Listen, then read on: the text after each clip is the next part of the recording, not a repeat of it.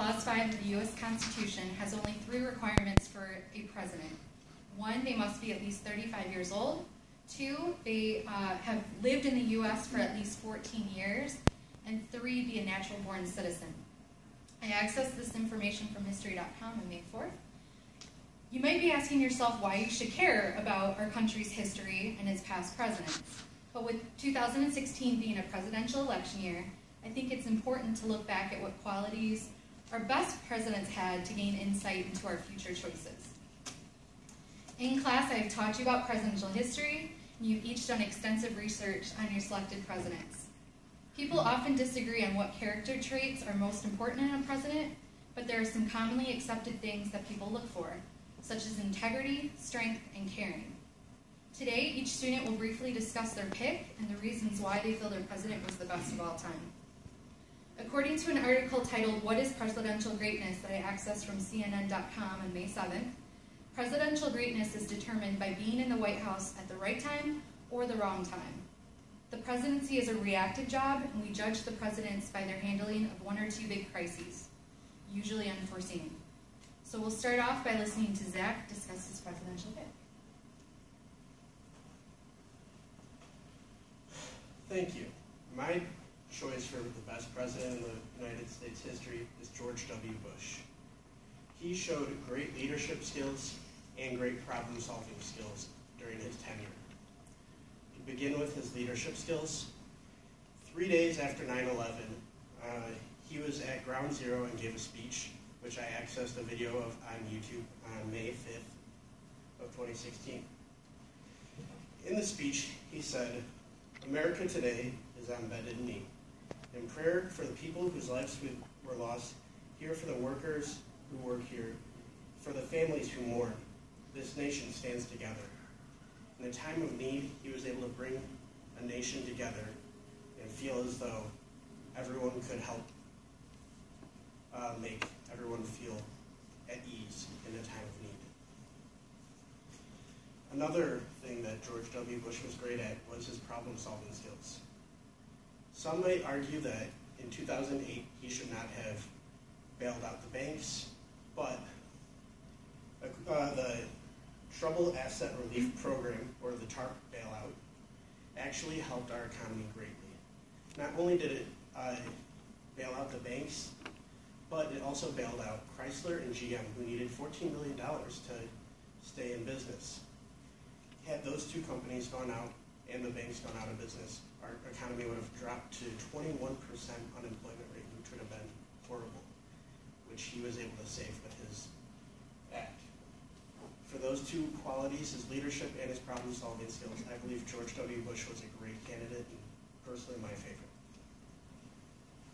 Okay. Thank you, Zach, for your presentation on George W. Bush. Now let's hear who Cassidy selected and why. At a height of 6 foot 4 inches, President Abraham Lincoln was the tallest president in history. Some interesting facts about Lincoln are that he did not have a middle name. He was the creator of the official holiday of Thanksgiving, and he was the first president in history of the United States with a beard after a young girl told him that his face looked too skinny. There are countless things that are attributed to Lincoln's great presidency. However, today I will be arguing what made him the best president in U.S. history. Abraham Lincoln is remembered for his character and leadership, his speeches and letters, and is a man of humble origins whose determination and perseverance led him to the nation's highest office. His leadership during this country's most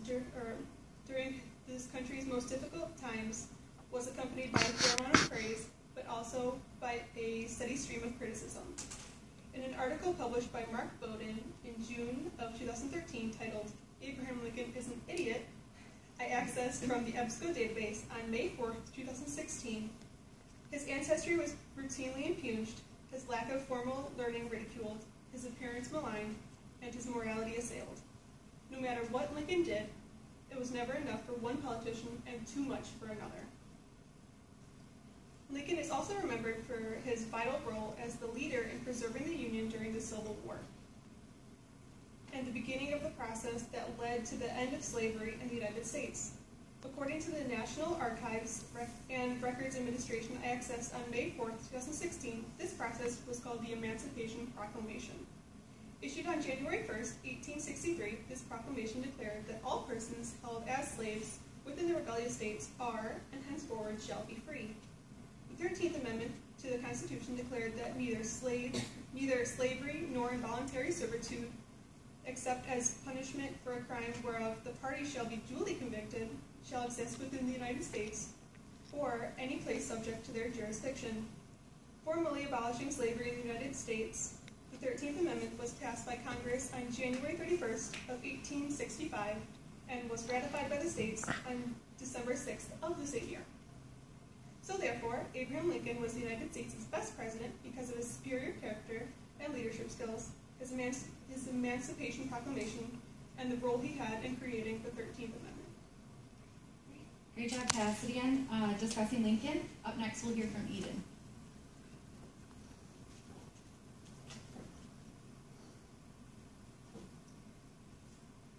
Okay, my president of choice was Obama. According to CNS News source, Obama enacted a federal law allowing illegal immigrants access to federal benefit programs. I believe Obama is the best president because he believes in equal opportunity for all, allowing illegal immigrants to receive Social Security, disability, and Medicare benefits. Obama has good relations with global leaders around the world. He is a very well-liked person. His leadership skills are plentiful, and he leads the country with courage and dignity. Okay, excellent job talking about our current president. Now we'll go back a bit in history and hear from Tom.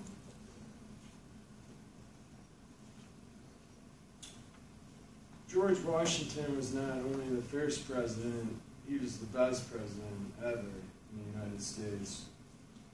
He helped lay the foundation for the U.S. Constitution as it is today. Once Washington died, he was mourned by almost everyone in the new country and was held at the utmost respect. Wikipedia.com claims George Washington was called the father of his country even when he was alive. He was widely admired for his strong leadership qualities. Washington was unanimously elected president for the first two national elections. He served as full general and commander-in-chief at the same time of the Continental Army in the American Revolutionary War, which obviously we won, so he's a beast. He plotted the overall strategy of the whole war. If it wasn't for him, we pretty much would be under British rule today. So, if it wasn't for him, none of us might not be here right now. So he served a huge role in history. Definitely the best president. Biography.com explained how important Washington was in the war. He used guerrilla war tactics that were not known by the British. So guerrilla war tactics is basically, it was new at the time. British would line up in lines and kind of just shoot each other, but he came with a new new way to win the war and gain freedom from Britain. And biography.com quotes, George Washington was the bravest soldier of his time.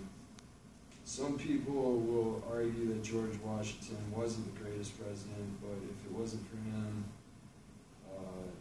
today society wouldn't be the way it is now. And an interesting fact, George Washington's teeth were not made out of wood, which is a common misconception. And here's the main man, who's the greatest president ever. Awesome. Thank you, Tom, and thank you, everyone, for your presentations. Today we learned about George Bush's leadership in trying times, Abraham Lincoln's major accomplishments during the Civil War, Barack Obama's strong international relations, and George Washington's role in the birth of our country. America is a young country compared to most, but we've definitely seen its fair share of ups and downs. From the Revolutionary, Civil, and World Wars to the Great Depression, from the end of slavery to marriage equality for all. We've had 43 presidents navigate us through these turbulent times. If we're able to look back to see what qualities made past presidents great, then hopefully that will help us identify traits to look out for in regards to our future choices. Thank you.